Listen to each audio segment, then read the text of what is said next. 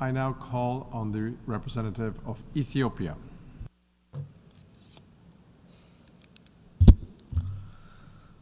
Mr. President, I take the floor in the exercise of right of reply against a statement delivered by a representative of Egypt against my country, Ethiopia.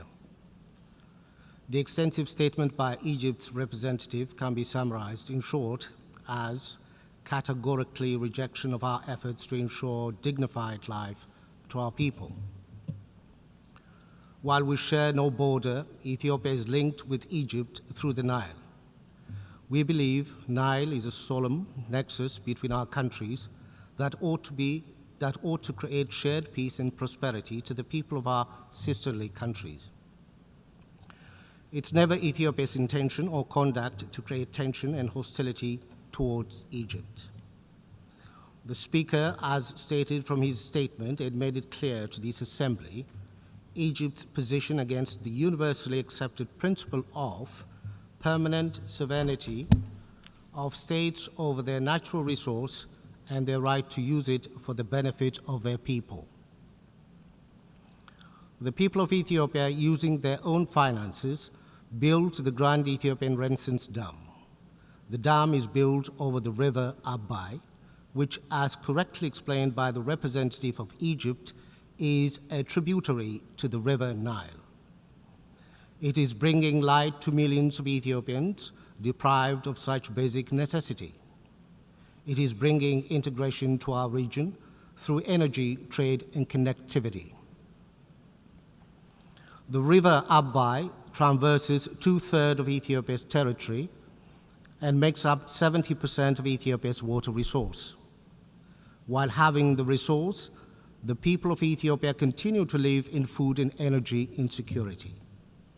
More than half of our 120 million population needs access to clean water and electricity.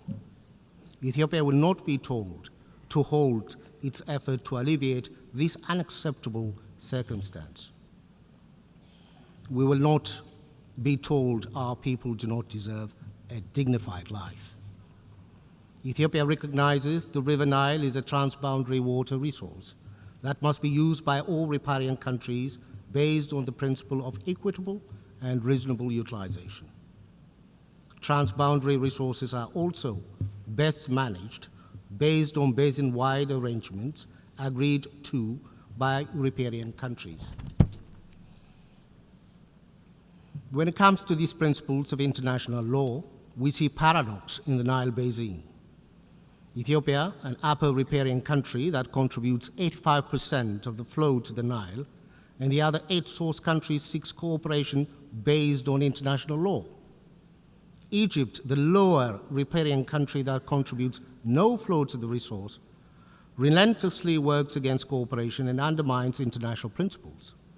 It advocates for monopoly based on colonial era arrangements, seeks a veto over the water development efforts of the countries that originate the water. Ethiopia will continue pursuing its development on the river Abai on the basis of equitable and reasonable utilization of the resource. It is our hope, through time, Egypt will reorient its colonial-based policy on the Nile and work on integrated development on the basis of equity.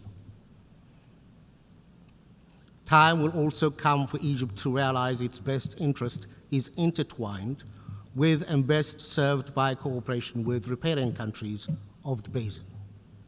More importantly, the old playbook that seeks to secure unfettered flow of the Nile by preoccupying the source countries with conflict and insurgencies will not work.